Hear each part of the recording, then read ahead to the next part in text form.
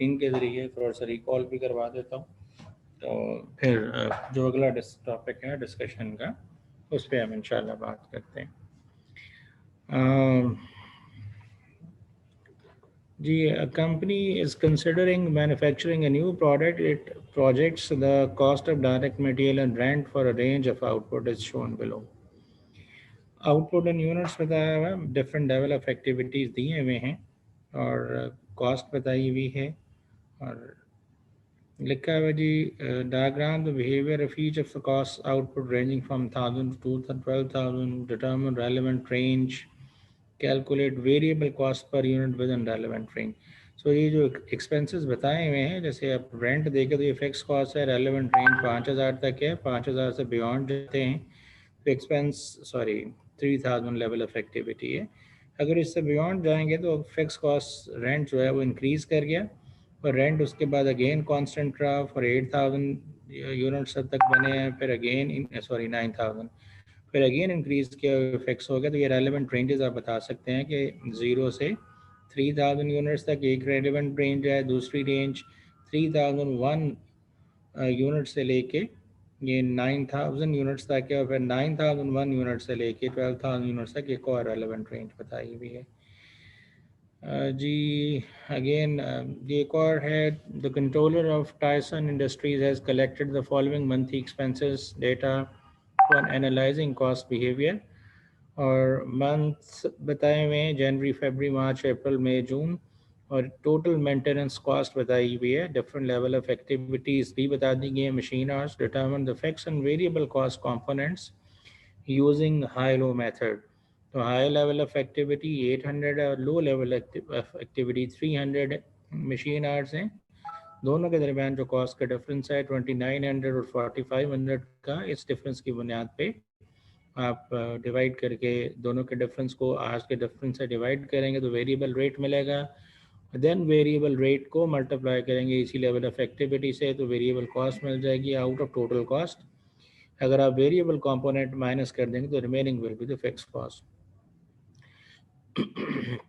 यहाँ पे मेंशन किया हुआ है। इसके बाद जी अगर कोई इशू है, मैं थोड़ा सा इसलिए एक्सप्लेन कर रहा हूँ, अगर आप इसकी प्रैक्टिस अगर मैं कल नहीं भेज सका तो मैं भी शेयर कर रहा हूँ। अगर कोई इशू आता है तो अभी आप डिस्कस करके इस चीज़ को क्लैरिफाई भी कर सकते हैं। So controller of a company has collected the following monthly expenses data for the use in analyzing the cost behavior of maintenance cost. Months बताए हैं, there are different months, January, February, March, April, May, and so total maintenance cost is available with you. Total machine hour, level of activities again provided to you. So using high-low method, high-low point method, you need to calculate the variable rate first. So you will see that there is a high level of activity for 10,000 machine hours as far as minimum level of activity, a low level of activity, there is 3,000 machine hours. So you need to compare the cost of those two levels. दोनों level of activity पे cost का difference और दोनों level of activities के difference है, इससे आप variable rate calculate करेंगे। And again with the help of that variable rate you may calculate the variable component of the cost out of this total cost. So if you deduct that variable component of the cost from the total maintenance cost, you can get the fixed component as well. So by having that fixed and variable components separately, you may prepare budget for any other level of activity in future. So Gloria Corporation manufactures a single product. Monthly production costs incurred in the manufacturing process are shown below. For the production of 4,000 units, the utilities and maintenance costs are mixed cost. The fixed portion of these costs are 300 and 200 respectively. हमें खुद से बता दिया गया है कि कितना उसमें से फिक्स कंपोनेंट है, वो अलग से दो कॉस्ट की बात हो रही है, यूटिलिटीज़ और मेंटेनेंस कॉस्ट की।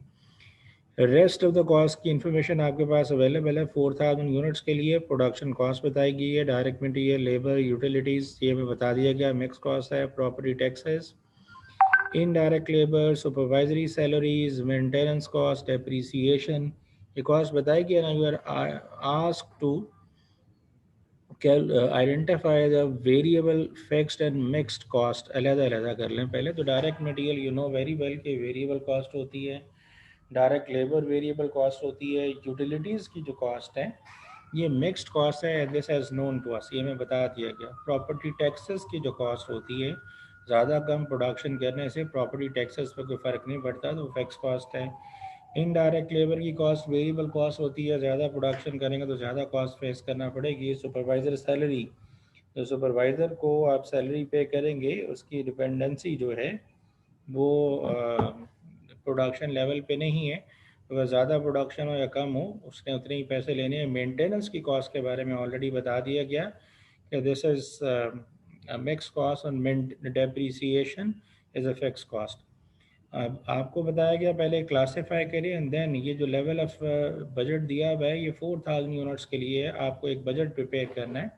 तो 4000 यूनिट्स अगर आप ये कैलकुलेट करना चाहते हैं तो मैं आपके सामने इसको सॉल्व भी कर देता हूँ ताकि थोड़ी क्लैरिटी आपको मज़ीद आ जाए।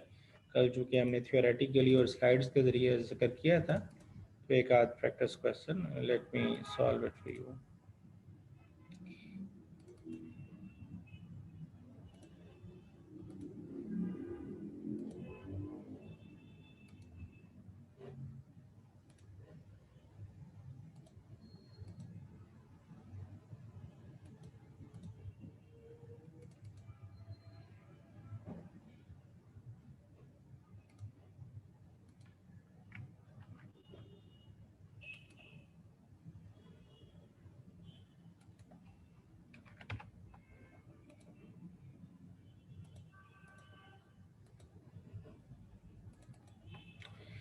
आई होप स्क्रीन नज़र आ रही होगी।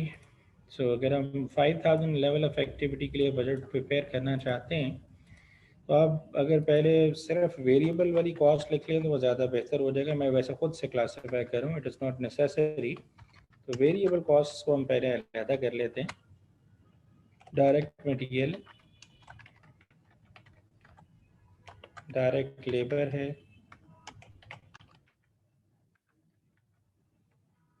जी यूटिलिटीज मिक्स कॉस्ट है, प्रॉपर्टी टैक्सेस फिक्स कॉस्ट है, इनडायरेक्ट लेबर।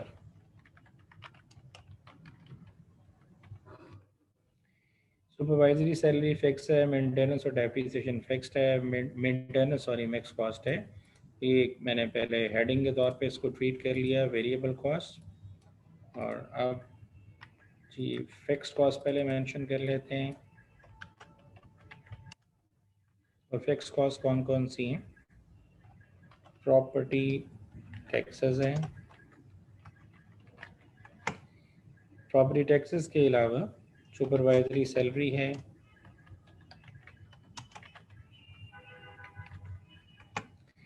And depreciation.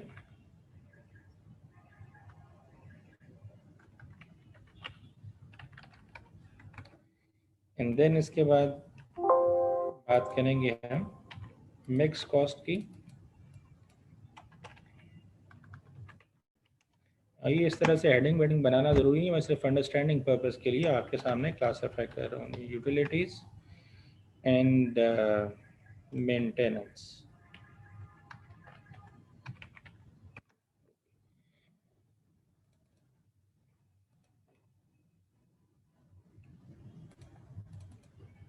जी आप 5000 यूनिट्स के लिए ये बजट बनाना चाहते हैं जो ऑलरेडी आपके पास अवेलेबल है वो 4000 यूनिट्स का है। तो अगर आप 5000 यूनिट्स के लिए बजट बनाना चाहते हैं तो 75 यूनिट का मटेरियल कॉस्ट है डिवाइडेड बाय 4000 यूनिट्स, तो आपको पर यूनिट मिलेगा। आपको 5000 यूनिट्स के लिए बनाना है बजट, तो 5000 से मल्टीप्लाई कर लें 9375। और वेरिएबल कॉस्ट का बिहेवियर ये था कि per unit cost remains constant at any level of activity. तो अगर 9375 को 5000 से डिवाइड करें या 7500 को 4000 से डिवाइड करें, you will get the same per unit cost. आप करके चेक भी कर सकते हैं। अगेन डायरेक्ट लेबर हमारी वेरिएबल कॉस्ट है, तो 15000 कॉस्ट है डिवाइडेड बाय ये 4000 यूनिट्स की कॉस्ट है, जबकि हमें बजट बनाना है 5000 यूनिट्स के लिए, तो मल्टीप्लाई कर लें 18750 बनता है। सो पर यूनिट पहले निकालेंगे और फिर उसको जितने लेवल ऑफ यूनिट्स हैं हमारा उसके लिए बजट बनाया जा रहा है उसमें कर लेंगे। Indirect labour is mentioned 5500, 5500 is cost for 5000 sorry 4000 units, and you are going to produce 5,000 units, तो आप multiply करें, you will get 6875 is indirect labor cost. अब fixed cost है वो कांस्टेंट रहती है for any level of activity. अगर 4,000 units बनाएंगे तो भी प्रॉपर्टी टैक्स उतना ही रहेगा, 5,000 के लिए भी उतना ही रहेगा. सुपरवाइजर सैलरी भी उतनी की उतनी रहेगी, कोई चेंज नहीं आएगा. Depreciation is in fact a systematic allocation of depreciable amount over useful life as per IAS 16. तो अगर हम डेप्रीसिएशन की बात करें तो वो मेथड चेंज होने की वजह से तो चेंज हो जाती है, अदरवाइज प्रोडक्शन वॉल्यूम चेंज होने से ऐसा उस पर कोई फ़र्क नहीं पड़ा. अब जब यूटिलिटीज़ की कॉस्ट हमने मेंशन करनी है तो यहाँ पे बताया गया कि जो मिक्स्ड कॉस्ट है उसमें एक यूटिलिटीज़ है जिसके अंदर 300 हमारी फिक्स पोर्शन है.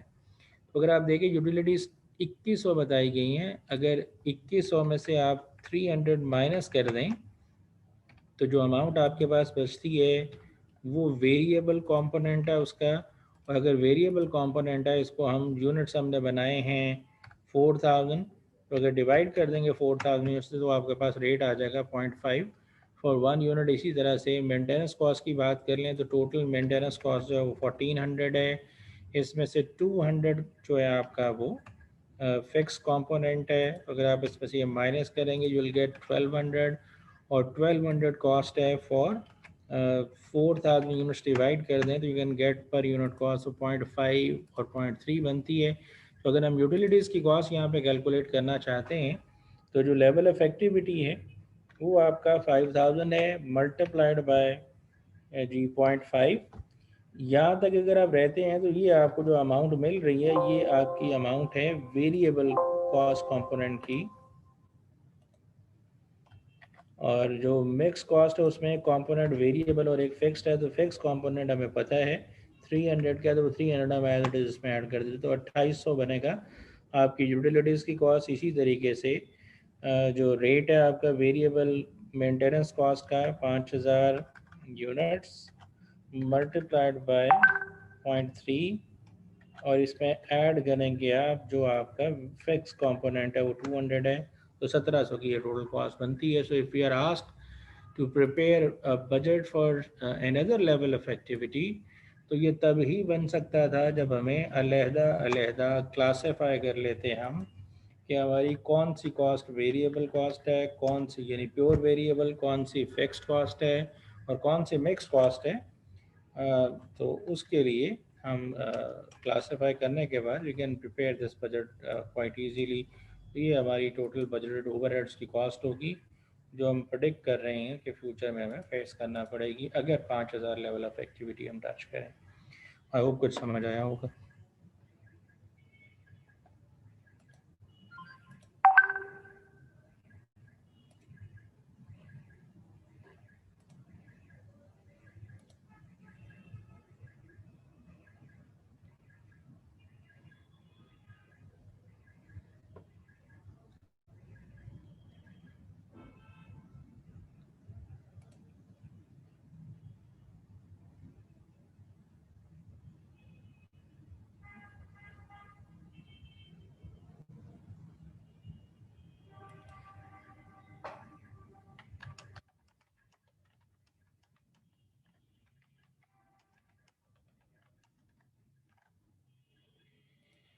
जी सर, वेरिएबल पर यूनिट हमारा ने पूछा है. Variable per unit of utilities is 0.45. Okay 0.45 है, मैंने चूँकि राउंड किया हुआ है तो इसलिए ओके मैं उसको करेक्ट कर देता हूँ जी, सॉरी, क्योंकि मैंने वो डेसिमल्स वहाँ पे रिमूव किए हुए थे तो इस वजह से जी वो आ रहा था. दोनों को चेक कर लेते हैं कि दोनों की कॉस्ट कितनी कितनी बनती है. ओके जी 0.45 है, फाइन एग्रीड जी. इसका मतलब यहाँ पे जो हमने कैलकुलेट किया तो ये 0.45 से मल्टीप्लाई होगा, वो 0.3 सही रहेगा. Fine. Few of the participants have raised their hands. Jazeb Akbar आप क्वेश्चन कर सकते हैं. अस्सलाम वालेकुम सर. जी वालेकुम अस्सलाम. अच्छा सर, मैं ये पूछ रहा था, ये जो क्वेश्चन आप दे रहे हैं मसलन ये तो काफ़ी मसलन इजी है, मसलन बनिस्बत जो एग्ज़ाम के सारा है वो तो बहुत मसलन पता ही नहीं चलता, तो उसमें कैसे मसलन अगर आप एक आध एग्ज़ाम क्वेश्चन अगर करवा दें तो उसमें फिर काफ़ी जो मसलन टॉपिक के रिलेटेड है. तो आप एग्जाम मेरे दोस्त आप एग्ज़ाम क्वेश्चन खोले, मैं करवा देता हूँ। मैं तो बार बार कह रहा हूँ आप लोगों को कि जो जी लोग जी क्लासेस अटेंड कर रहे हैं वो कुछ प्रैक्टिस करके आए और मेरे से सवाल करें। और मैंने जी, आज वही मैं आते कह साथ रहा हूँ भी ये। पहले यही कहा कि आप सवाल करें। जी सर, देखिए ये मैं वही जेंटलमैन, मैं ये कह तो रहा हूँ। मैंने खोला ना, आप मेरी जी सुन लें पहले। ये तो मैंने जी जी खोला, मैंने खोला ये सवाल। आपने तो वो सवाल भी नहीं किया, तो फोर्सफुली मैंने ही खोल दिया, चले कुछ तो डिस्कस कर लें। नहीं तो सर, वो आप, अगर मैं आपके पास कोई एग्जाम क्वेश्चन है तो आप व्हाट्सएप पे मुझे शेयर करें, मैं उसको अभी यहाँ से ओपन करता हूँ और आपसे डिस्कस करता हूँ। सर व्हाट्सएप पे नहीं, वो वेबसाइट पे जो दिए हुए हैं इस समय, उसमें कोई से भी अगर 19 मेरे नवंबर दोस्त, 19 आप लिखा है। आप चले मैं सर फिर, आप अभी तो मेरे पास तो नहीं है। अभी मैं मेरे पास तो नहीं है, लेकिन ना फिर मैं आपको अभी फिर वो आप मुझे आपके डाउनलोड पास करना पड़ेगा सर, अभी इंटरनेट, तो नहीं है फिर मैं। अभी मेरे जी सर दोस्त है, घंटा वो थोड़ा लग उनके जाएगा नहीं आपको। ओपन आप होंगे। क्यों नहीं ओपन जी होंगे सर, मैं जी? आपको बताता हूँ। जी सर मैं बता जी जी, आप ओपन करें, आप मुझे दें सवाल, मैं उसको यहाँ पे शो करता हूँ और आपसे डिस्कस कर लेता हूँ। ठीक है।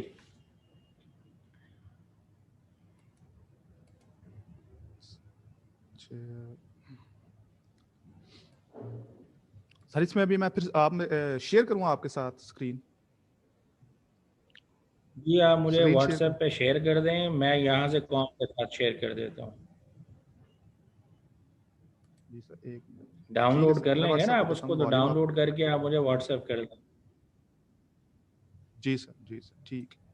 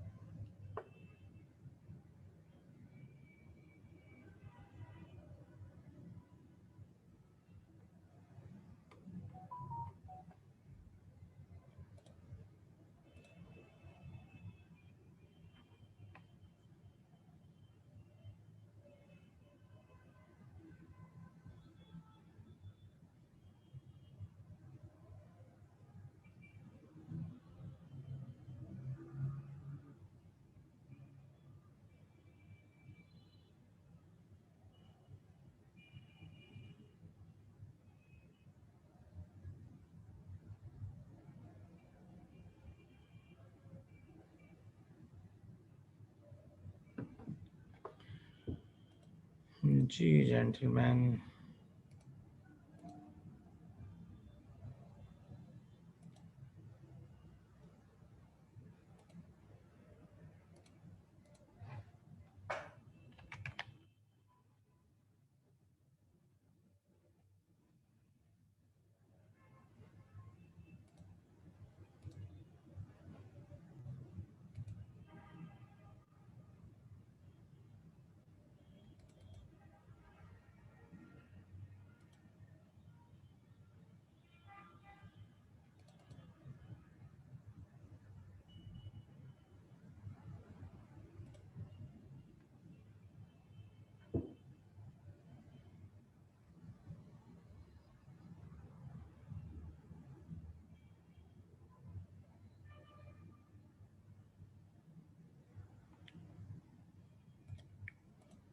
जी जहांजेब साहब, अच्छा मेरा नंबर क्या है? Very good. अच्छा जी। जी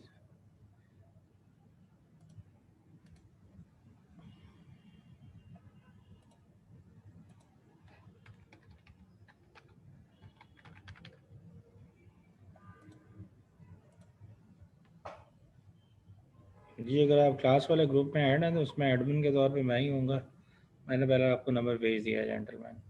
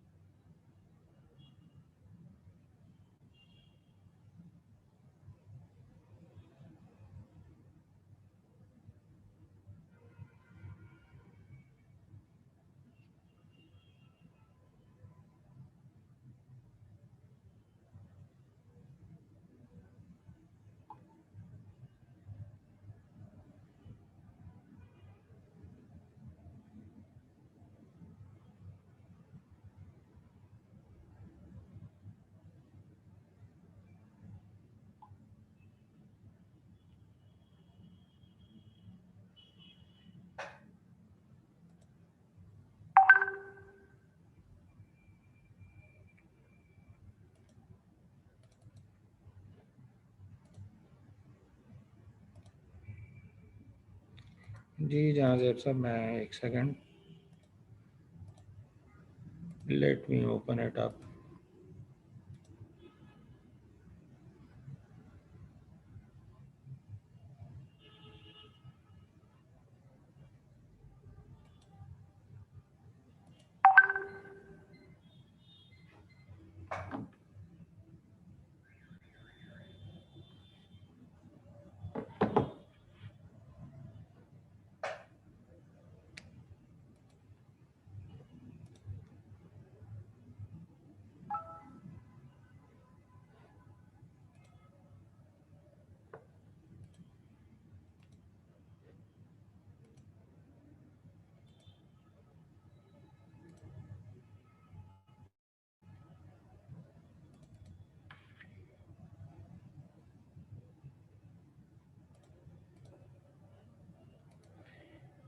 जी मेरे दोस्त, आपने सवाल कहा, ये मैंने शेयर कर दिया आपके साथ स्क्रीन। अब आप बता दें।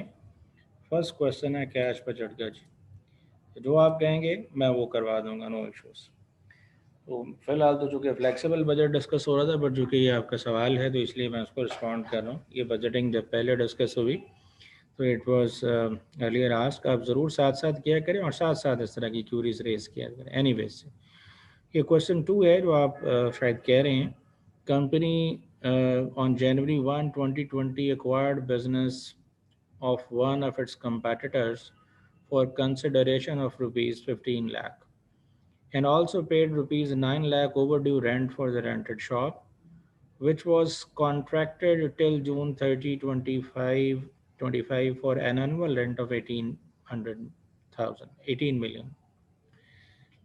Sorry, 1.8 million. Funding required for the acquisition overdue. The first year's rent payment was transferred from FFC's main account to new business account on the date of acquisition. 6 month sales before discount and purchase are budgeted as follows. Gross sales बताई हुई है और goods purchase की amount बताई हुई है. Cash sales on account for 35% of total sales. तो जो आपको sales बताई है इसको पहले 65 और 35% आप इसका अलग-अलग करेंगे। तो जब अलग-अलग कर लेंगे फिर उसके बाद कलेक्शन प्लान फॉलो किया जाएगा। ये इस तरह के सवाल ही हमने ऑलरेडी किया था, but let me do it for you.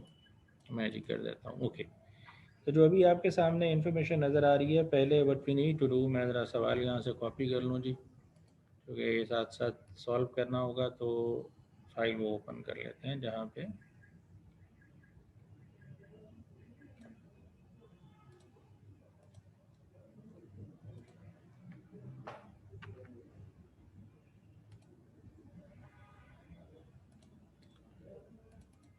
जी मेरे दोस्त, ये स्क्रीन नज़र आ रही है, ये सेल्स हमें बताई हुई है। तो पहले हम ज़रा कैश क्रेडिट सेल्स को अलग कर लें, जो कि जब कलेक्शन अप्लाई होनी है वो अप्लाई होगी फिर जो आपकी क्रेडिट सेल्स है उसके अंदर। जनवरी का महीना है जी, चले मैं ज़रा टॉप पे लिख देता हूँ। जनवरी का महीना है, फरवरी का, मार्च,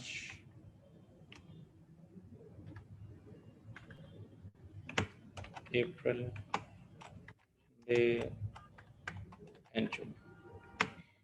जो सेल्स की इंफॉर्मेशन आपके पास मौजूद है वो लिख लेते हैं जी। 14,400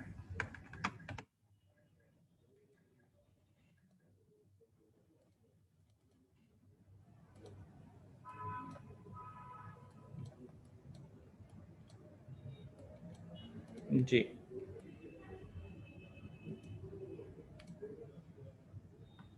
19,200 है जी, और 600 सर्विस, और इसके अलावा जी 28,800 और फिर 36 लाख है जी, 36 मिलियन सॉरी। ये सेल्स की इंफॉर्मेशन है आपके पास, और इस सेल्स की इंफॉर्मेशन से हम कैश और क्रेडिट सेल्स अब अलग-अलग करेंगे। ये टोटल सेल्स हैं।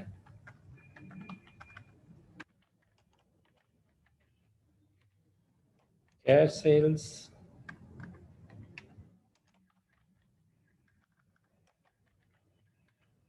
और क्रेडिट सेल्स अलहदा कर लेते हैं जी। तो जो कैश सेल्स के बारे में बताया हुआ है वो बताया हुआ है कि जनाब हर महीने की सेल्स के अंदर से 35% टोटल सेल्स में से ये आपकी सेल्स ऑन अकाउंट होती है, तो जो 65% है फिर वो कैश सेल्स होती है। तो हम ज़रा कैश सेल्स पता करते हैं। ये अमाउंट इसका 65% ले लें तो ये आपके पास सेल्स की अमाउंट आ जाएगी जो कि जी कैश सेल्स की है। इसके बाद क्रेडिट सेल्स की अमाउंट निकालनी है तो तरीकाकार ये है कि आप इस वाली अमाउंट का 35% ले लें, या दूसरा तरीका यही है कि आप जो आपके पास टोटल सेल्स हैं उसमें से कैश सेल्स को माइनस कर दें तो you can get the credit sales. ये जो इन्फॉर्मेशन आई है मैंने उसको साथ ही आपके सामने कर दिया है जी। क्वेश्चन नंबर 5 पे जेंटलमैन तो यकदम ही आपको देख के याद आ गए हैं सारे सवाल, मैं करवा देता हूँ। ठीक है, पहले जो हो रहा है अगर काइंडली उसको समझ लें, और अगर वो इस टॉपिक से रेलेवेंट है तो फिर अभी बात करें, या वैसे कोई डे डिसाइड करें जिस पे आपने जो सो फॉर टॉपिक हो चुके हैं उनके हवाले से पेपर्स के सवालों को डिस्कस करना है, ताकि everyone should do that prior to that, और फिर उसमें जो पर्टिकुलर प्रॉब्लम है वो डिस्कस करें। जैसे अभी आप मेरे से करवा रहे हैं, आई एम नो इशू, मुझे कोई इशू नहीं है, but on the other side अगर आप इसमें से पर्टिकुलर प्रॉब्लम जो आपका है अगर वो पूछेंगे तो फिर ज़्यादा बेहतर हो जाएगा कि इशू क्या है, इंस्टेड कि मैं ही वो सारे का सारा आपके सामने सॉल्व कर दूँ। एनीवेज कंटिन्यू करते हैं। As per the company's policy, credit sales to be settled in the following month of sales. तो क्रेडिट सेल्स का कलेक्शन पैटर्न ये है कि जितनी क्रेडिट सेल होती है वो अगले महीने में कलेक्ट होती है। सो अगर मैं ये बात करूँ, ये तो मेरे पास सेल्स की इन्फॉर्मेशन है, अगर मैं कलेक्शन कैलकुलेट करना चाहूँ मंथ वाइज कलेक्शन कितनी होगी, तो अभी जो मैं पहले सेकंड मंथ की बात करता हूँ, तो सेकंड मंथ में जो कलेक्शन होगी वो जो क्रेडिट सेल्स है उससे पिछले महीने की ये उसकी कलेक्शन होनी है 50,40,000 एंड सो ऑन।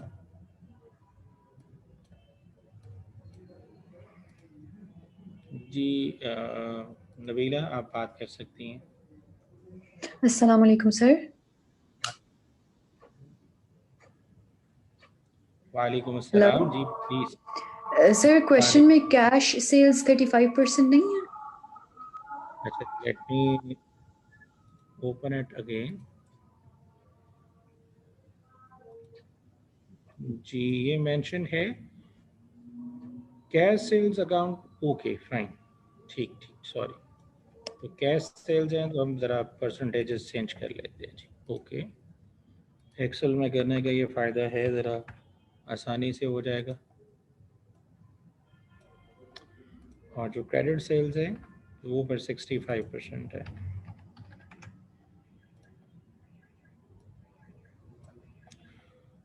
जी सो अगर कलेक्शन प्लान दोबारा देख लेते हैं, कलेक्शन प्लान के बारे में क्या बताया गया है।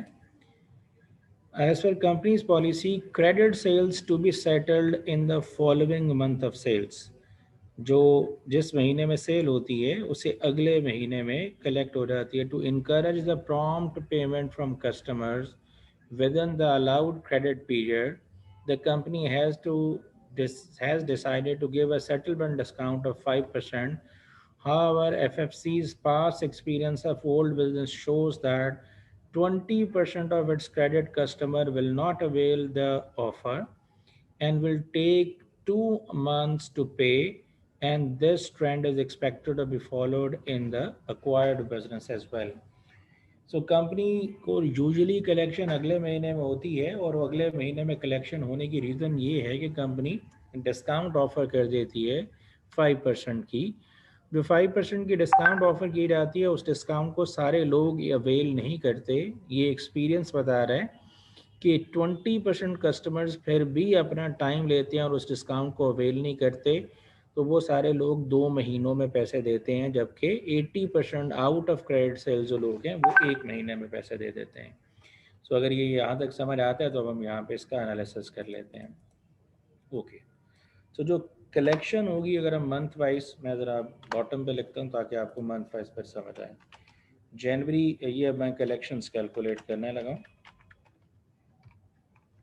जी कलेक्शन जो जनवरी की होगी वो कुछ तो जनवरी की कैश सेल्स की कलेक्शन होगी, जनवरी कैश सेल्स,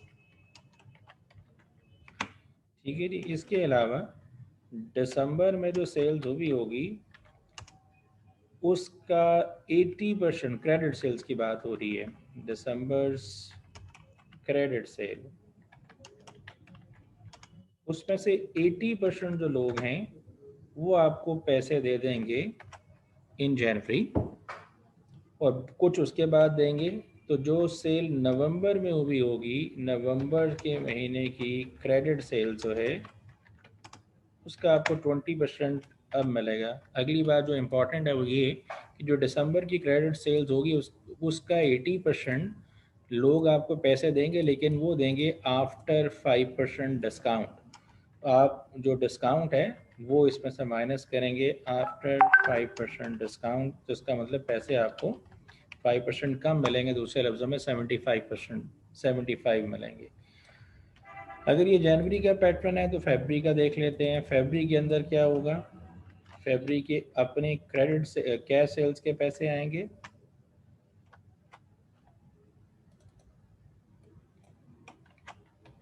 जी। और फरवरी की सेल्स के अलावा आपको जो पैसे मिलेंगे वो जनवरी की सेल्स के मिलेंगे, क्रेडिट सेल्स का 80% मिलेगा, लेकिन 5% डिस्काउंट के बाद। और इसके अलावा दिसंबर की सेल्स के में से आपको 20% लोग अब पैसे देंगे। तो इसके बाद आप फरवरी के बाद मार्च में चले जाएं जी। तो जो मार्च की सेल्स हैं कैश सेल्स वो मिलेंगी, फेब की जो क्रेडिट सेल्स हैं उसमें से 80% मिलेगा, जनवरी की क्रेडिट सेल्स का 20% मिल जाएगा। मार्च के बाद ये अमाउंट बाद में कैलकुलेट करते हैं। अप्रैल की बात हो रही है, जी। तो अप्रैल की क्रेडिट सेल्स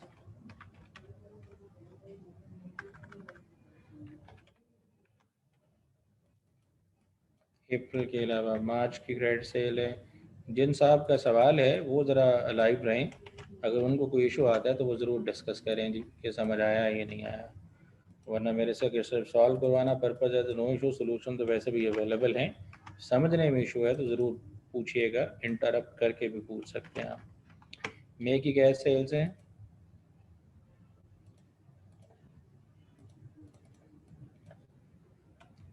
अप्रैल और मार्च की क्रेडिट सेल में से पैसे मिलेंगे। जो जून में होगा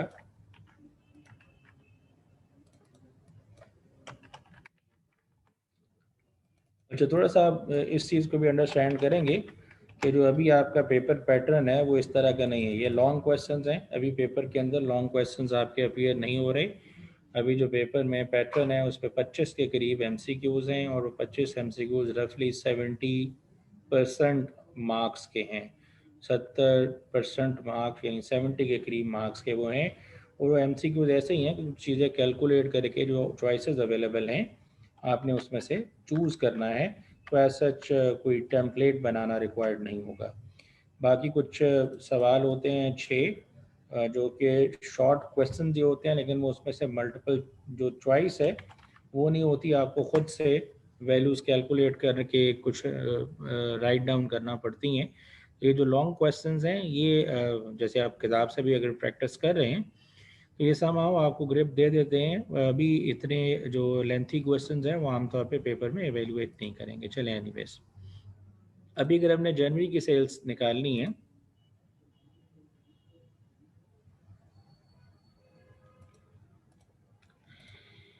जी, अगर आपने जनवरी की कलेक्शन कैलकुलेट करनी है तो पहले जनवरी की कैश सेल्स हमें लिखनी है। तो जनवरी की कैश सेल्स हमारे पास मौजूद है 50,40,000 जी, ठीक है। और दिसंबर और नवंबर की अभी सेल्स की इन्फॉर्मेशन नहीं आई, हम बाद में देखते हैं। फरवरी की क्रेडिट सेल्स की इन्फॉर्मेशन हमारे पास मौजूद कैश सेल्स की वो 6720 है, तो वो अमाउंट आएगी। और इसके अलावा जनवरी की क्रेडिट सेल जो हुई है वो ये है, इसमें से 80% लोग हमें अभी पैसा देंगे, लेकिन 80% लोग जो पैसा देंगे वो सारे के सारे, यानी ये बात समझने वाली है, ये अमाउंट हमारी जनवरी की जो सेल्स हैं, इसमें से 80% लोग पैसा देंगे, लेकिन ये 80% लोग जो सारा पैसा नहीं देंगे बल्कि 95% देंगे। मीन 5% हमें उनको डिस्काउंट देना पड़ेगी। तो जो अमाउंट हमें मिलेगी वो 7113 है। यहाँ पे अगर कोई कन्फ्यूजन है तो समझ लें, मैं दोबारा यहाँ पे अलहदा से सॉल्व करके बता देता हूँ कि ये जो हमारी क्रेडिट सेल्स है जनवरी की, इसमें से 80% जो लोग हैं वो आपको पैसे देने पे तैयार हैं इस महीने के अंदर, लेकिन ये लोग सारे पैसे नहीं देंगे बल्कि ये आपसे डिस्काउंट लेंगे। तो यानी इसमें से 5% अगर डिस्काउंट माइनस कर दें तो आपको 95% पैसा इस अमाउंट में से मिलेगा। तो ये पैसा है जो मैंने यहाँ पे लिखा है। अगर कन्फ्यूजन है तो आप पूछ सकते हैं। अभी दिसंबर की सेल्स की इन्फॉर्मेशन मेरे पास नहीं है, मैं यहाँ पे पहले मार्च की सेल्स लिखता हूँ जी। मार्च की क्या सेल्स में वो ये वाली हैं जी। और फरवरी की क्रेडिट सेल्स में से जो मुझे पैसे आने हैं, ये फरवरी की क्रेडिट सेल्स है। इसमें से 80% लोग पैसा देंगे और वो लोग 95% मुझे पैसा देंगे। ये अमाउंट बनती है। जनवरी की क्रेडिट सेल्स में से 20% मिलना है मुझे। ये जनवरी की क्रेडिट सेल है, इसका 20% मिलेगा तो 18,72,000 है। अगर मैं यहाँ पे सम कर लूँ तो मुझे पता लग सकता है कि मुझे टोटल कितना पैसा मिलेगा मार्च के अंदर। और लाइक वाइज अप्रैल की बात करें, अप्रैल की कैश सेल्स के पैसे मिलेंगे। इसके अलावा मार्च की क्रेडिट सेल्स का 80% लोग पैसे देंगे और उसमें से 95% पैसा मिलेगा। फरवरी की क्रेडिट सेल में से 20% मिलने हैं, तो फरवरी की क्रेडिट सेल्स 20% उसमें से मिलेगा। सम कर लें तो ये पैसे हैं जो आपको अप्रैल में रिसीव होंगे। And so on. मई के पैसे, मई की कैश सेल्स पहले लिखेंगे। तो मई की कैश सेल्स हैं जी, और इसके बाद अप्रैल की क्रेडिट सेल से पैसे आने हैं। ये अप्रैल की क्रेडिट सेल है, इससे जो पैसे मिलने हैं वो 80% लोग देंगे और वो सारे पैसे नहीं देंगे, 5% डिस्काउंट लेंगे। और फिर मार्च की क्रेडिट सेल्स का 20% हमें मिलना है। तो मार्च सम कर लें तो ये टोटल पैसे हमें मिलेंगे in the month of May. और फिर बात करेंगे जून की। जून की गैस सेल्स, इसके अलावा मई की क्रेडिट सेल में से पैसे आने हैं। ये मई की क्रेडिट सेल है, इसमें से लोग पैसे देंगे हमें। 80% लोग अवेल करेंगे ऑफ़र और उसमें से 5% डिस्काउंट के बाद 95% पैसा आएगा। अप्रैल की क्रेडिट सेल से हमें 20% मिलेगा जी। तो ये अगर सम कर लें ये टोटल पैसे हमें मिलेंगे। ये भी हम ये 4 महीनों की तो कलेक्शन पूरी निकाल चुके। इन 2 महीनों की यादों में दिसंबर और नवंबर की सेल्स मिल जाए तो फिर हम ये दोनों भी पूरा कर सकते हैं। इसी तरह का सिमिलर क्वेश्चन था जो हमने ख़ुद भी किया था, जो आपको कैश बजट के हवाले से सबसे पहले करवाया गया था जनवरी फरवरी का, जिस पे अनकलेक्टेड बैलेंस बताएं। अभी हमें वो सेल्स की इन्फॉर्मेशन नहीं है, मे भी आगे जाके हमें मिल जाए तो फिर हम वापस आके उस चीज़ को करते हैं। सो अभी तक मैंने सिर्फ ये पढ़ा, cash sales on account 35% of total sales as per company policy, credit sales to be settled in the following month of sale. To encourage prompt payments from customers with an allowed credit period, company has decided to give a settlement discount of 5%. However, FFC past experience of old business shows that 20% of its credit customers will not avail this offer and take 2 months to pay, and this trend is expected to continue for the new business as well.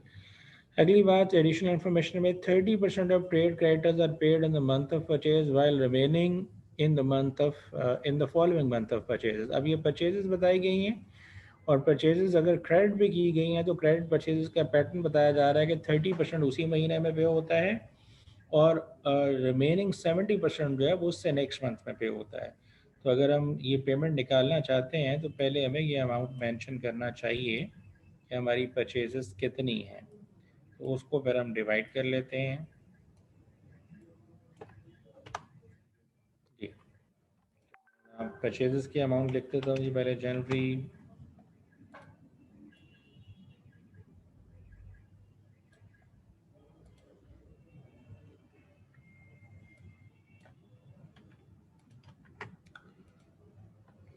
Purchases यहाँ पे लिख लेते हैं, फिर उसके बाद payment की बात करते हैं जी कैसे होती है। तो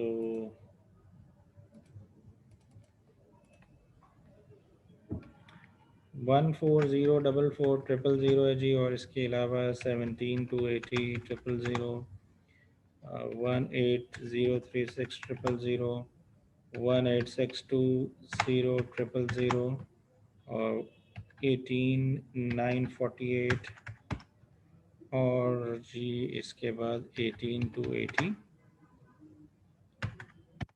ठीक है जी। तो ये अमाउंट आपकी, अगर हम पेमेंट्स की बात करें तो पेमेंट का प्लान इस तरह से चल रहा है आपका। पेमेंट्स, अगर आप जनवरी की पेमेंट की बात करेंगे, ये उसी तरह से 30% जनवरी की परचेजेस का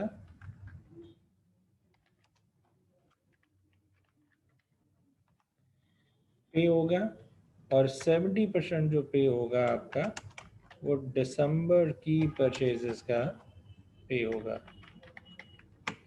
इसी तरह से अगर आप आगे चलें,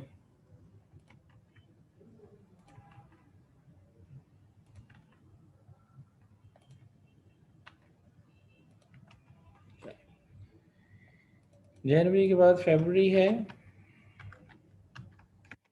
तो 30% फरवरी की परचेजेस का आएगा,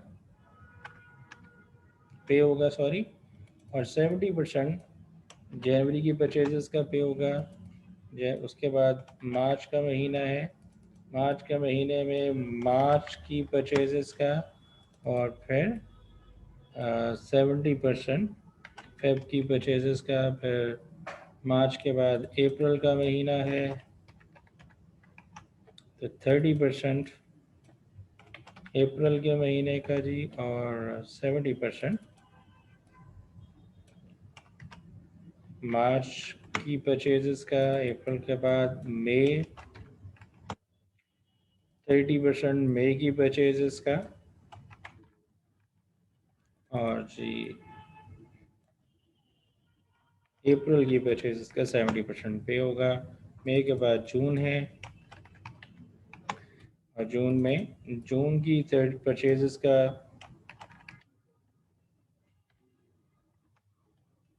30%, और जून से पिछला महीना मई है, मई की परचेजेस का 70% पे होगा। So now we are having values with us, तो हम उस वैल्यू से ये कैलकुलेट कर लेते हैं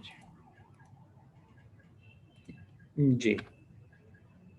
हमारे पास ये जनवरी की परचेजेस मौजूद हैं, इसका 30% पे होना है।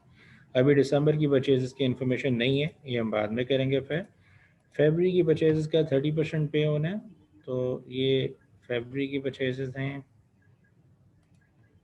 इसका 30% पे होगा, और जो जनवरी की परचेजेस हैं उसका 70%। जी सम कर लें तो ये टोटल पेमेंट होगी परचेजेस के लिए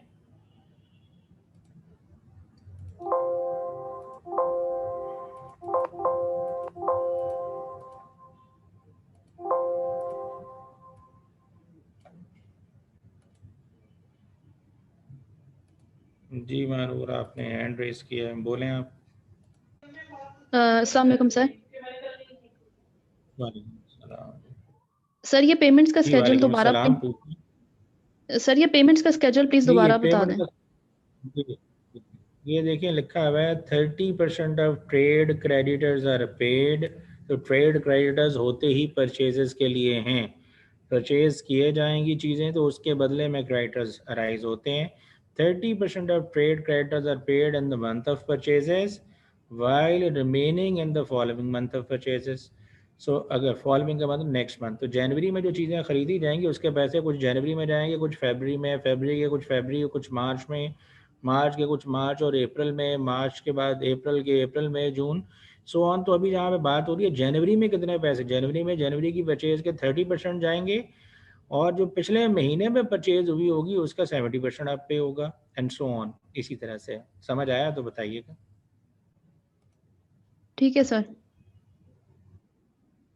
जी अब 30% मार्च में जो पेमेंट होगी, मार्च की अपनी परचेजेस की 30%, और जो उससे पिछला महीना है उसकी परचेजेस की 70%, जो कि 30% उसी महीने में पे होता है और 70% उससे अगले महीने में। तो मार्च के महीने में मार्च का अपना पे होगा और इससे पिछले महीने का पे होगा। इससे पिछले महीने की जितनी परचेजेज हैं उसकी पेमेंट की जा रही है 70%। ये टोटल पर मार्च की पेमेंट बनी है। अप्रैल की पेमेंट की बात करें तो अप्रैल की पेमेंट के अंदर अप्रैल की पेमेंट के अंदर अप्रैल की परचेजेस इसका 30% पे होगा और जो अप्रैल से पीछे वाला महीना है मार्च, उसका 70% पे होगा। सम कर लें तो ये टोटल पे होगा हमारा जी। इसके बाद अगर बात करें तो मई की परचेजेस का, ये मई की परचेजेस की वैल्यू मौजूद है 30% और अप्रैल की परचेजेस का 70%। सम कर लें तो ये वैल्यू टोटल ये पे होगी हमारी। फिर जून में आ जाए तो जून की परचेजेस का 30% पे होगा। तो ये जून की परचेजेस हैं जी 18 to 80। एक मिस है जी इसमें, ये गलत लिखा गया है, 18 to 80 है। ओके, जो जून की परचेजेस हैं 18 to 80, इसका 30%। और जो इससे पिछला महीना है मई, उसकी परचेजेस का 70% पे होगा। टोटल ये पेमेंट होगी हमारी जी। तो अभी हमारे पास सिर्फ ये, अगर दिसंबर की परचेजेस मिल जाए तो हम दिसंबर की भी टोटल अमाउंट कैलकुलेट कर सकते हैं, लेकिन अभी हमारे पास अमाउंट अवेलेबल नहीं है। अभी बाकी डाटा पढ़ेंगे तो शायद हमें वो मिल जाती है। चलिए दोबारा जी, जहाँ पे से छोड़ा था वहाँ से आगे चलते हैं। Salaries of 280, lease payments for delivery van amounting to 150,000 and miscellaneous expenses of 25,000 will be paid each month. हर महीने में ये पेमेंट होनी है। वो जो मंथ वाइज कलेक्शन और मंथ वाइज पेमेंट मिल गई है उसके अलावा ये पैसे हर महीने में जाएंगे। Advance income tax 852 will be paid on 30th June for the quarter ended December 30, 2028। Advance tax पे करेंगे जून के महीने में, हर महीने में इसकी पेमेंट नहीं होगी। An estimated electricity bill of 450,000 to be paid in the month of April. April में 4,50,000 रुपये भी वो कितने अरसे के पे किए जा रहे हैं दैट डजेंट मैटर। हम चूँकि कैश का बजट बना रहे हैं, एक्सपेंसेस का नहीं, हम ये देख रहे हैं कि पैसे कब जा रहे हैं। तो अप्रैल के महीने में ये बिजली का बिल भी पे करेंगे। Printing stationery postage will be 50,000 per month. Depreciation expense तो ज़रूर है लेकिन ये आपका कैश एक्सपेंस नहीं है, तो ये कैश बजट में काउंट नहीं होता। Prepare monthly cash budget for 6 months, January, February, March and so on. ये आपको बजट का आ गया है। तरीकाकार मैं अगर रिकॉल करवा दूँ आपको, इफ़ यू रिमेंबर, खुदा ना खास्ता, तो जी लेट मी चेक, अगर यहाँ पे कुछ पड़ा हुआ है नहीं है, चलो। तो जो तरीकाकार था जी वो ये था कि आप सबसे पहले ओपनिंग बैलेंस मेंशन करते हैं और उसमें ऐड कर लेते हैं आप बजटेड रिसीट्स। ठीक है जी।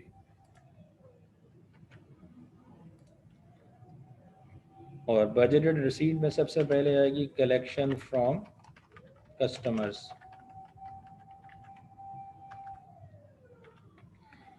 इसके अलावा इफ़ यू रिमेंबर तो मैंने लिखा था एनी अदर ओकेजनल रिसीट।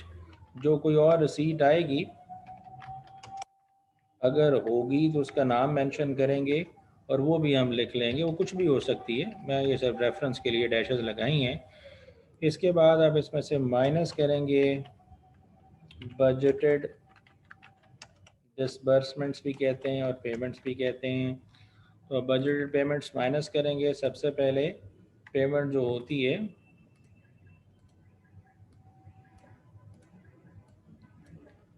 जी वो परचेजेस के लिए होती है। तो पेमेंट फॉर परचेजेस या पेमेंट टू सप्लायर्स भी लिखा जा सकता है, कोई एक बात हो सकती है, सप्लायर्स या क्रेडिटर्स। उसके अलावा जिस जिस अमाउंट की पेमेंट होगी, payment for labour, payment for overheads, payment for rent, whatever, वो सारी पेमेंट्स हम यहाँ पे लिखेंगे। और सब कुछ लिखने के बाद जो हमारा बैलेंस निकलेगा वो बजटेड कैश बैलेंस होगा, क्लोजिंग वाला हमारे पास। ठीक है जी। चलें, अब थोड़ा सा सवाल को मैं स्टार्ट से फिर शुरू करता हूँ आपके लिए, ताकि आपको समझ आ सके। ओपनिंग बैलेंस अगर हमने लिखना है तो फिर हमें ओपनिंग बैलेंस के बारे में इंफॉर्मेशन अभी तक जो हमने पढ़ा शायद अवेलेबल नहीं है। उसकी रीज़न ये लिखा गया है कि कंपनी ने on January 1 acquired new business कोई और था, उसको अक्वायर कर लिया अपने कंपेटिटर का फॉर कंसिडरेशन ऑफ 15 मिलियन। आपने 15 मिलियन उस पर्पज़ के लिए अदा किया। ओवर ड्यू रेंट भी आपने उस शॉप का 9 मिलियन का अदा किया, which was contracted till June 20, an annual rent of 80 non annual rent जो जून 30 तक 18 लाख का बनता है, लेकिन आपने अभी जो स्टार्ट पे दिया है वो 15 लाख कंसिडरेशन उस बिज़नेस को अक्वायर करने की, और 9 लाख इसका दिया था। 9 5 15 जो है वो 24 लाख आपने दिया। Funding required for the acquisition overdue and first year rent payment was transferred from FFC's main account to the new business account at the date of acquisition। तो हम जो बिजनेस बजट बनाने जा रहे हैं वो न्यू बिजनेस का बनाने जा रहे हैं, एफएफसी का नहीं बनाने जा रहे। तो एफएफसी के अकाउंट में जो पैसे आए हैं, पहले सबसे पहले ओपनिंग बैलेंस तो नहीं है हमारे पास क्योंकि बिजनेस स्टार्ट हुआ है।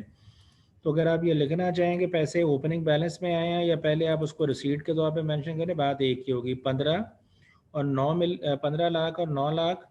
और इसके अलावा जी ओवरड्यू रेंट के लिए लिखा है बदर statement, funding required for acquisition number 1 15 lakh, overdue and first year rent payment 9 lakh का ओवरड्यू रेंट है, और इसके अलावा जो एनुअल रेंट है वो 18 लाख रुपए। इस सारी चीज़ के लिए पैसे आपने अपने पुराने बिजनेस से इस बिज़नेस में ट्रांसफ़र किए हैं।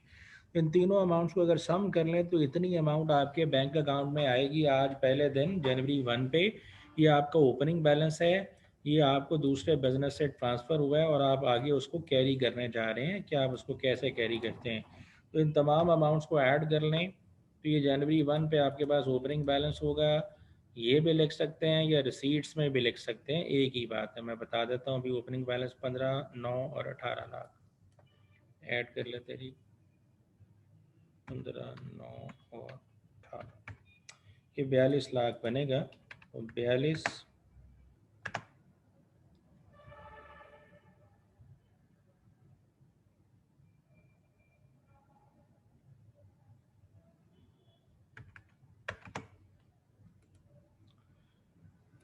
जी, ये पैसे आपके पास आए हैं बिजनेस के अंदर। अब रिसीट्स की बात करेंगे तो कस्टमर से जो कलेक्शन आई है वो हमने लिख ली है यहाँ पे, वो हमने कैलकुलेट की थी, वो हमारे पास मौजूद है। अब यहाँ पे मैंने ये लिखा था कि पैटर्न ये कहता है कि आपको पिछले 2 महीनों की सेल से भी पैसे आएंगे, लेकिन जो कि बिज़नेस का फर्स्ट ईयर ऑफ ऑपरेशन है तो ये पिछले 2 महीने तो एग्जिस्ट करते ही नहीं है, तो ये मेंशन करने की ज़रूरत नहीं है। मैंने इनको रेड कलर कर दी है, ये सच मेंशन नहीं होगा। तो हमारे पास जो पैसे आएंगे जनवरी में वो ही होंगे। इसी तरह ये दिसंबर का महीना भी एग्जिस्ट नहीं करता क्योंकि बिज़नेस एक्वायर किया है, फर्स्ट ईयर ऑफ ऑपरेशन है। तो अगर आप देखना चाहें कितने पैसे आए हैं, ये पैसे हमें पता लग सकते हैं जी। अब मैं यहाँ से कॉपी कर लूँ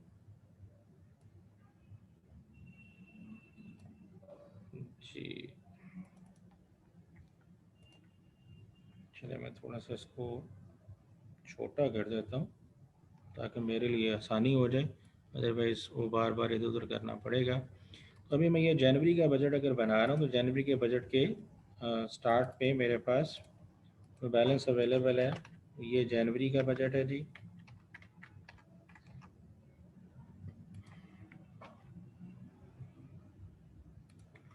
ठीक है जी, कलेक्शन फ्रॉम कस्टमर आई है 50,40,000। ठीक है, कोई और रिसीट नहीं होगी एज सच, लेकिन जो पेमेंट्स में अगर कोई आएगी तो वो मेंशन कर लेंगे। अब मैं ज़रा ये तमाम अगर जनवरी के अलावा फरवरी का भी बनाना है, मार्च का भी बनाना है, मार्च अप्रैल मई और जून। जी gentleman, opening balance figure should be 17,07,000। आप बता दें जेंटलमैन कैसे, ज़रा मुझे अगर आप गाइड कर सकें। टोटल मैंने गलत किया क्या मुबशर नईम साहब? आप ज़रा हैंड रेस करें, मैं आपको अलाउ करता हूँ, आप हैंड रेस में ज़रा बता दें। जी नबीला आपने भी हैंड रेस किया हुआ है, मुबशर आप बता दें। Sir, it's the ji same 17,700. मतलब मैंने टोटल गलत कर लिया था। Yes, sir. Yes sir. Okay चले, कोई बात नहीं, ज़्यादा ही किए हैं मैंने, पैसे कम तो नहीं किए ना, ज़्यादा हो जाए तो कोई मसला नहीं होता। यही है जी, अब टोटल ठीक है। Yes sir. ठीक है जी। अब मैं फैब्रिक की कलेक्शन भी यहाँ पे साथ ही मेंशन कर लेता हूँ जी। ये मेरी फैब्रिक की कलेक्शन है, और जी मार्च की कलेक्शन अगर मैं मेंशन करना चाहूँ, ये मार्च की कलेक्शन है। देन अप्रैल की कलेक्शन, देन मई की कलेक्शन, और देन जून की कलेक्शन जी। तो ये मेरे पास कलेक्शन मौजूद है। अगर कोई ओकेजनल रिसीट आएगा तो वो बाद में कर लेंगे। मैं ज़रा पेमेंट टू सप्लायर्स भी यहाँ पे साथ मेंशन कर देता हूँ। जो पेमेंट टू सप्लायर्स है वो भी हमने कैलकुलेट की थी। ये पेमेंट चूँकि अगेन पिछला महीना नहीं है, तो यही हमारी पेमेंट होगी। ये जनवरी की पेमेंट है। फिर जो फरवरी की पेमेंट होने जा रही है,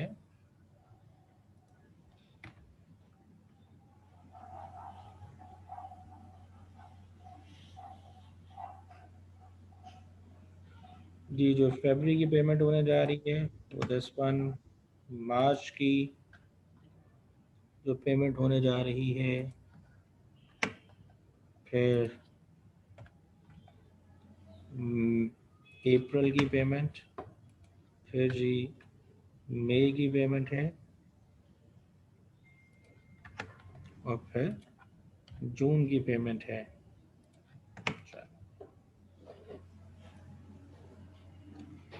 चलें, अब ये मैंने वो पेमेंट्स लिख ली हैं, बाकी चीज़ों को यहाँ से देख के लिख लेते हैं जी यहाँ पे। जी इसके बाद बताया गया था जो कांस्टेंट चीज़ें हैं पहले वो लिख लेते हैं जी। ये लिखा गया था सैलरीज 280, लीज और lease payment of delivery van और मिसलिनियस एक्सपेंस जो हैं ये हर महीने इतने इतने पे किए जाएंगे। तो मैं यहाँ पे लिख देता हूँ जी पेमेंट किस चीज़ के लिए हो रही है।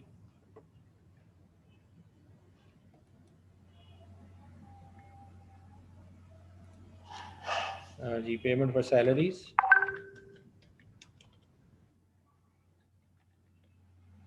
जी लीज पेमेंट, और इसके अलावा मिसलिनियस एक्सपेंसेस की जो पेमेंट है वो हर महीने में होनी है। इसके अलावा एक और भी नीचे लिखा हुआ था वो भी ज़रा लिख लेते हैं। प्रिंटिंग स्टेशनरी भी हर महीने सेम है। प्रिंटिंग एंड स्टेशनरी पेमेंट लिख लें जी, पेमेंट फॉर प्रिंटिंग। चलो अब एक महीने की अमाउंट लिख लेंगे, तो बाद में उसको कॉपी कर लेते हैं जी। 280,000 है, और इसके अलावा लीज रेंटल है 150,000 का, और इसके अलावा मिसलिनियस एक्सपेंसेस 125,000 के हैं, और 50,000 का प्रिंटिंग एंड स्टेशनरी है। ये अमाउंट हर महीने में कॉमन है, तो आप इसको कॉपी कर सकते हैं। हर महीने के अंदर ये अमाउंट आपकी पेमेंट के तौर पे आएगी। अब इसके अलावा जो पेमेंट्स हैं क्योंकि वो हर महीने में कॉमन नहीं है, तो हम जो पेमेंट जिस वक्त हो रही है उसकी बात उस महीने में लिखेंगे। यहाँ पे लिखा हुआ था एडवांस इनकम टैक्स, इसके अलावा पे किया जाता है पेमेंट फॉर एडवांस टैक्स। ठीक है जी, और ये सिर्फ किस महीने में पे हो रहा है? 850,000 का जून के महीने में। तो आप जून वाले महीने में जाके लिख लें इसको।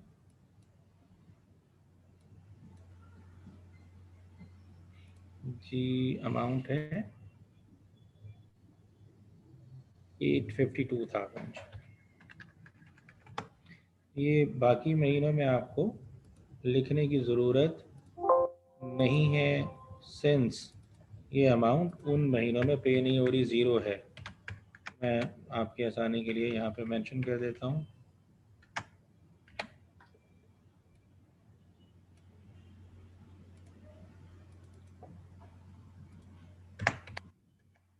ठीक है जी।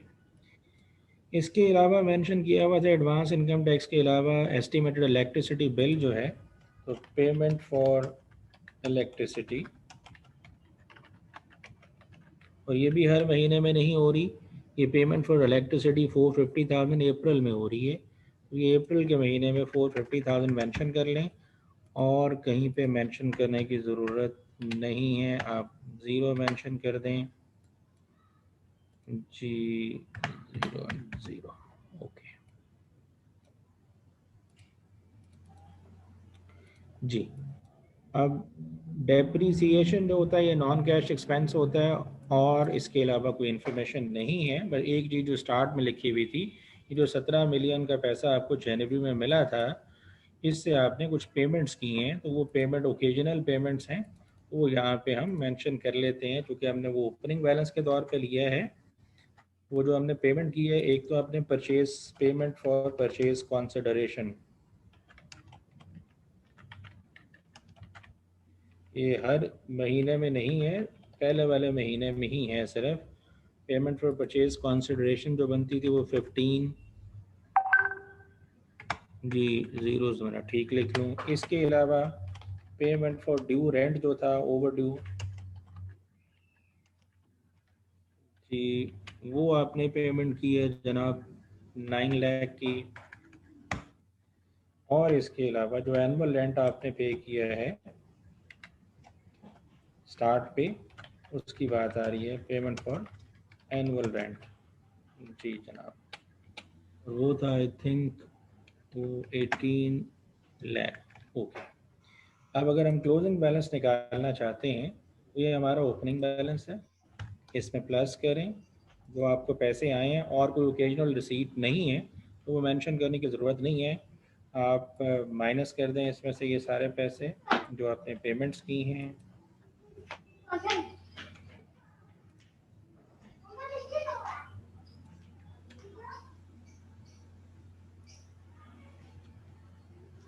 जी, तो ये हमारा बजटेड क्लोजिंग बैलेंस निकला है जनवरी का। तो जो जनवरी का क्लोजिंग बैलेंस है वो फरवरी के लिए ओपनिंग बैलेंस होगा। अगर फरवरी का ओपनिंग बैलेंस आ गया तो हम अगले महीने का क्लोजिंग बैलेंस निकाल सकते हैं। इसी तरीके से जो ये बैलेंस इस तरह से चलते जाएंगे। मैंने कॉपी पेस्ट इनफैक्ट कर लिया है वो फार्मूला, अदरवाइज़ आप देख के भी लिख सकते हैं। तो ऑनवर्ड चलते रहें जी, ये आपका बनेगा नेगेटिव, आपके पास बैलेंस होगा। अगले महीने में कुछ और पैसे आएंगे, फिर तो चलते चलते at the end of period आपके पास ये बैलेंस होगा। जहादेव साहब जिनका सवाल था वो उनको समझाया था, अगर समझ नहीं आया तो क्वेश्चन रेज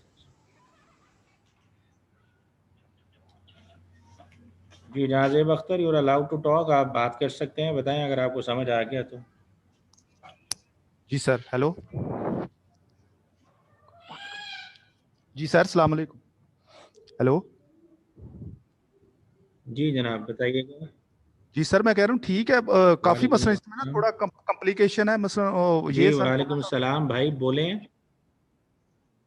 मैं कह रहा हूँ सर इसमें यही कॉम्प्लिकेशन थी, अब काफी हद तक अंडरस्टैंडेबल मेरे हो गई। दोस्त मैं आपको सिर्फ ये बताऊंगा, ये सारे सवाल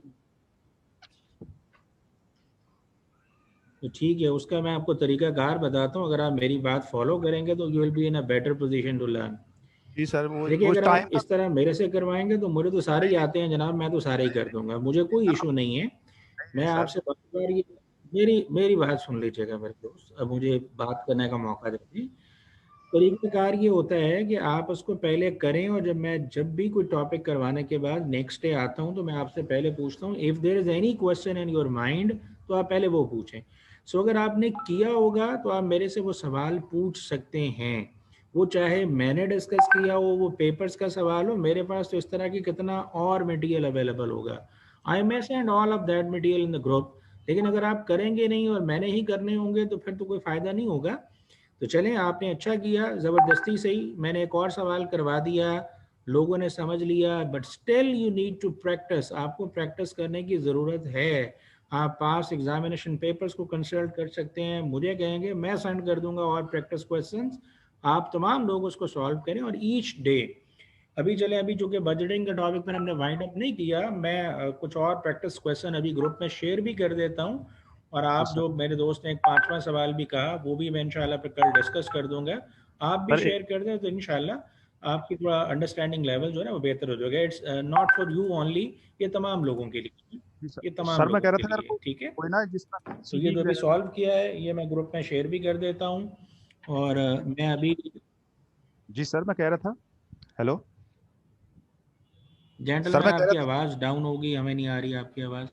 सर मैं कह रहा था कि जो सीवी का जो जिस तरह जी पैटर्न है, बोलिए। अगर आप एमसीक्यूज अगर वगैरह कुछ सेंड कर देना ग्रुप में तो वो फिर काफी हेल्पफुल होगा। एमसीक्यूज वगैरह कोई इस तरह का मटेरियल वो सर बुक में नहीं है ना, इसलिए। और बाकी लॉन्ग मैं क्वेश्चन। जेंटलमैन, मैं वो भी कर दूंगा, मैं वो भी कर दूंगा, मेरे जी दोस्त, सर। मैं वो भी कर दूंगा। ओ जी भाई, सुन थैंक यू लिया सर, करें थैंक ना, यू सर। बात क्वेश्चन करने के बाद सुन लिया करें। मैं वो भी सेंड कर देता हूँ, लेकिन करेगा कौन? सर सवाल तो हम ये है। करेंगे। अगर तो नहीं सर। चलें, दैट्स ग्रेट। अगर आप ये जी विलिंगनेस सर। शो करते हैं तो मैं और बहुत सारा मटेरियल है मैं शेयर कर दूंगा, एमसीक्यूज भी शेयर कर दूंगा, but you need to do हाँ दैट। करें, उसमें से मेरे से सारा सवाल करवाने की बजाय you may raise a particular question कि ये मसला है मेरे लिए, ये मुझे गाइड कर दें, वो मैं इंशाल्लाह ज़रूर गाइड कर दूँ, ठीक है जी। तो मैं ठीक है। अभी ये आपके ग्रुप में जो सॉल्व किया है ये भी शेयर कर देता हूँ, और आई होप कि आप लोग भी समझेंगे, ठीक है जी।